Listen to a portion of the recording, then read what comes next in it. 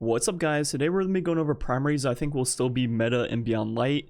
Even with a lot of the new stuff they'll be adding in, I believe a lot of these will still be meta in some way and be useful in a lot of builds. And speaking of Beyond Light, if you have not purchased it yet and you play it on Steam, you can visit my Nexus.gg store, link in the description, and pretty much buy it through there and support me a little bit along the way. So in Beyond Light, there really aren't that many sandbox changes other than really shake up the PvE primary meta that we've seen so far, if there is any more. So it's pretty easy to predict what the meta will probably be, unless they add a bunch of really cool mods or different weapons that we just don't really know about yet. But just based off of the information we have, starting off, I still believe the Ikelos SMG will be pretty much the go-to pick for as long as it's still in the game. You can also throw in the Seraph SMG and the Seraph Sidearm in this conversation also. But first, looking at the Ikelos SMG, this is pretty much by itself one of the best primaries in the game. Then you throw in Warmind Cells on top of that and it's pretty much untouchable. My favorite role is Start Detector with Surrounded or Demo. I have the option between both. Then the rest of my perks aren't really that good for range, which is what I would recommend.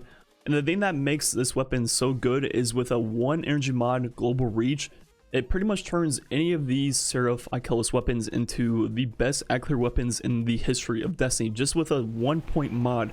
And if you haven't watched my channel that much since the Season of Worthy and Season of Rivals, yeah, Warmind Cells are, there's not really much to say. They're stupid.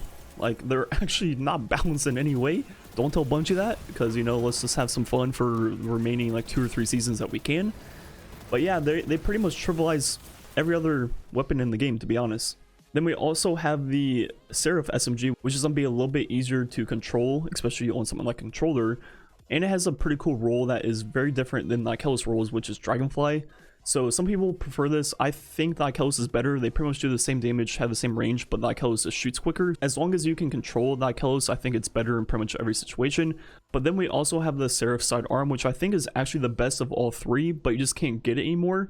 And it's going to be a sidearm with Demo and Surrounded, which is the best role we can get on it. And the main reason I say this one is the best of all 3 is because, one, it's a sidearm that is void, which means you can use it with Nezarec Sand on Warlock, but then more importantly, Surprise Attack mod, which once again only costs 1 energy and gives you double damage with sidearms.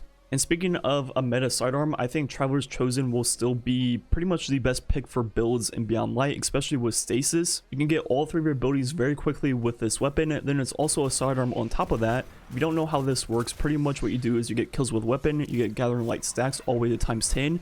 And the sweet spot is roughly around ×3. You get 50% of all 3 of your main abilities, grenade, melee, and class ability.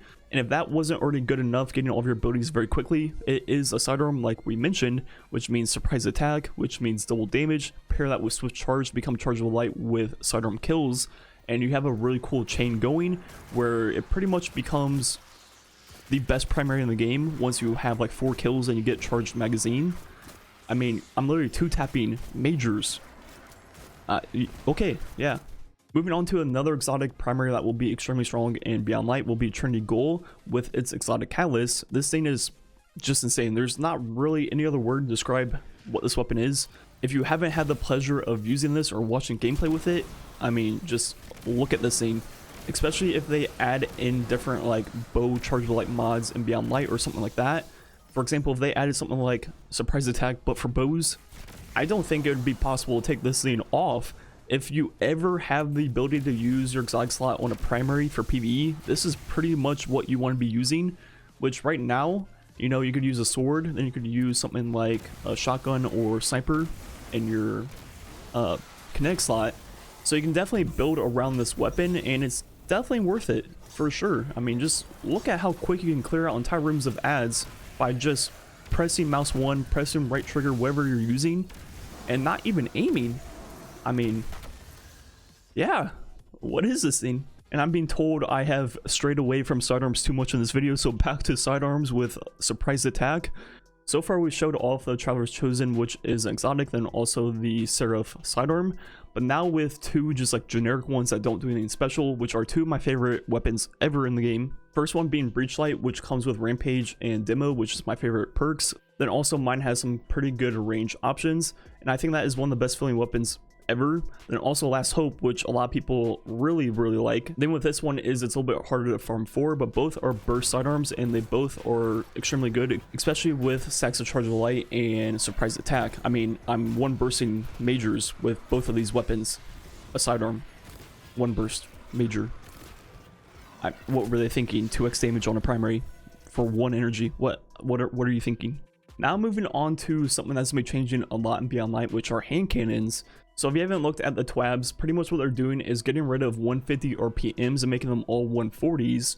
And if you remember vanilla Destiny 2 with Midnight Coup, pretty much 150s are the sweet spot for PvE, and they're pretty much just going away. They're all gonna be 140s now. And along with that change, we're losing lightweight frame, which is one of the main reasons a lot of people use hand cannons in PvE. So I don't think this update will do any favors for hand cannons in terms of PvE, like at all. I think they're going to be even more pushed out of the meta than they already are. But if I had to pick 2 to actually use, they would both be the Warmind Cell sidearms. First in the kinetic slot with the Seraph hand cannon. Once again, it's a 180, which aren't great right now, but they're getting mag increases. Then we also have the Ikelos hand cannon, which is Void, which can come with Rampage and Threat Detector. And I don't think either one of these weapons are that great, to be honest, but like I said, any weapon that can create Warmind Cells is automatically like at least god tier. So, you know, I don't really see a reason to use either of these over the Ikelos SMG, and I don't think I ever will, unless they add something like Surprise Attack but for hand cannons where they just get double damage out of nowhere from like a stack of Charge of Light. If there's something like that added in Beyond Light, yeah, we can come back to this conversation. They will be getting a mag increase, which will help slightly, but I just don't really see where I would ever use this over the SMGs. But no matter how clueless Bungie is with hand cannons and PvE, we will always have Sunshot, so we'll at least always have one good hand cannon for PvE. This is pretty much one of the best chain ag clear weapons in the game. But the thing is, right now, Trinity Ghoul is also extremely good chain ag clear exotic primary for PvE. So it's gonna be kind of hard to justify using Sunshot ever when they're in the exact same slot. But the thing is, Sunshot is solar and it has solar explosions, which means you can pair it with Wrath of Rasputin. If you're a big time Warmind Cell person, that will make Sunshot a little bit better in your opinion. And it's not like the weapon is bad, it's pretty much one of the best PvE primaries in Destiny 1 or Destiny 2 ever. So it's not like it's bad at all by any means, it's just that Trinity Ghoul is just on a whole different level right now. But if you love Warmind Cells, this is definitely going to be the better pick overall because of the way it works with Wrath of Rasputin. Also, this will be the only 150 RPM hand cannon in the game, and pretty much, in my opinion, the only useful one. So far in the video, all the weapons have been pretty much close to medium range type weapons, which for the most part, like 90% of the game, when you're on light or above the light of an activity, you can pretty much use those close range options, which are better. But when you're doing something like a dungeon or raid, especially on day 1 when you're under light, you're going to need some range. So my picks for the best range options going to Beyond Light will be Gnawing Hunger for the energy slot. 600 RPMs are getting slightly nerfed, but I still think they'll be among the best weapons in the game. Maybe if they add some cool new 720 RPMs, those might be better, but with what we got right now, I still think Gnawing Hunger will be my choice for the energy slot. Then for the kinetic slot, I'm going to be using Cold Denial, which is going to be a 340 RPM pulse rifle. And this is actually one I might consider taking into the raid. A lot of our previous raids that we've gotten world's first in, for example, Last Wish, Inspire the last 2, I think I used the pulse in both of them the entire way. Pulse rifles are just extremely solid for world's first because you're under light, and they're just really good, solid choices at medium to long range. And speaking of the world's first raid, I plan on making a video just kind of going over some of the things I might be taking into the raid. I'm not quite sure exactly what I will be using yet, but I kind of have a good idea of a few different builds and weapons I might be using, so I'll definitely make a video showing off those things, along with another video like this for specials and also power weapons. Anyways, we're under a week to Beyond Light. I'm super excited. I'm ready to get back to work in terms of going for world's first and also obviously uploading on YouTube. Anyways, that's gonna be it for the video. Thanks for watching. Catch you guys next time.